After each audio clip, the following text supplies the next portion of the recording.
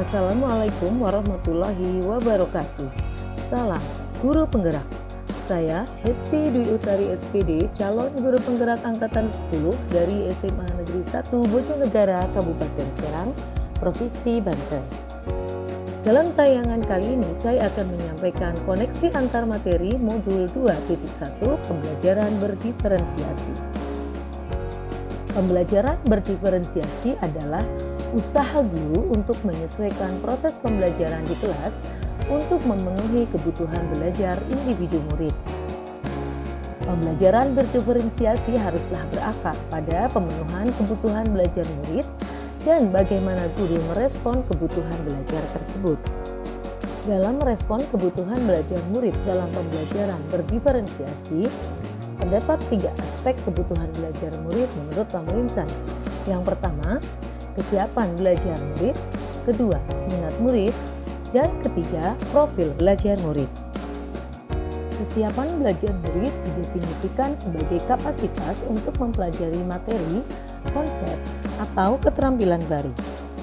Minat murid merupakan suatu keadaan mental murid yang menghasilkan respon terarah kepada suatu situasi atau objek tertentu yang menyenangkan dan memberikan kepuasan diri.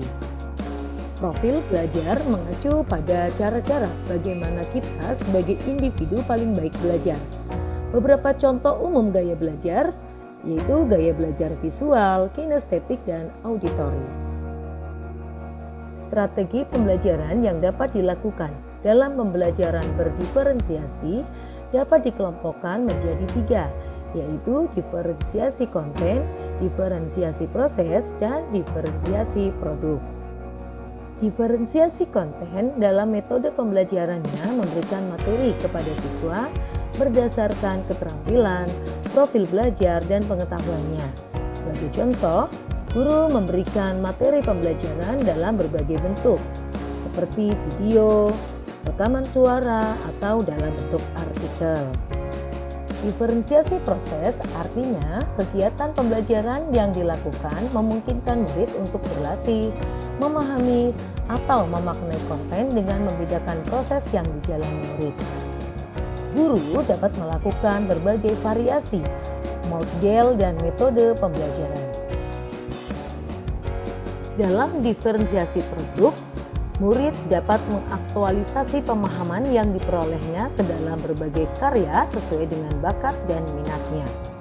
Misalkan, murid membuat laporan praktikum dalam bentuk video, atau dalam bentuk tertulis, atau juga dalam bentuk infografis. Bagaimana pembelajaran berdiferensiasi dapat memenuhi kebutuhan belajar murid dan membantu mencapai hasil belajar yang optimal? Pembelajaran berdiferensiasi yang memperhatikan perbedaan individu tentunya dapat membantu siswa untuk belajar dengan cara yang paling efektif bagi dirinya.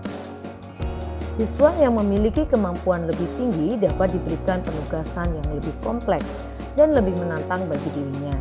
Siswa yang masih membutuhkan bantuan dapat diberikan bimbingan dengan teknik scaffolding. Koneksi materi pada modul 2.1 dan 1.1 adalah pembelajaran berdiferensiasi merupakan upaya dalam memenuhi kebutuhan belajar murid sesuai dengan kodrat alam dan kodrat zaman, yang tentunya hal ini didasarkan pada filosofi pendidikan Ki Hajar Dewantoro.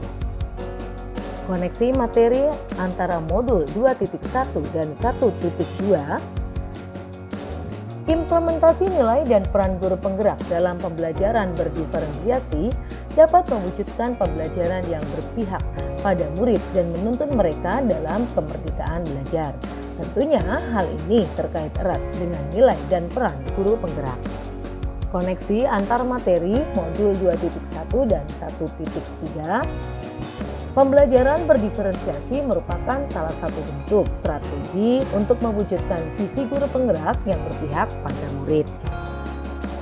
Yang terakhir, kaitan modul 2.1 dan 1.4. Dalam melaksanakan pembelajaran berdiferensiasi dibutuhkan lingkungan belajar yang nyaman dan dapat mengakomodir kebutuhan belajar murid.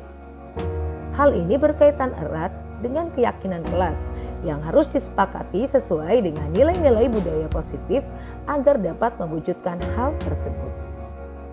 Demikian tadi koneksi antar materi pada modul 2.1 pembelajaran berdiferensiasi. Mari terus tergerak, bergerak, dan menggerakkan. Terima kasih. Wassalamualaikum warahmatullahi wabarakatuh.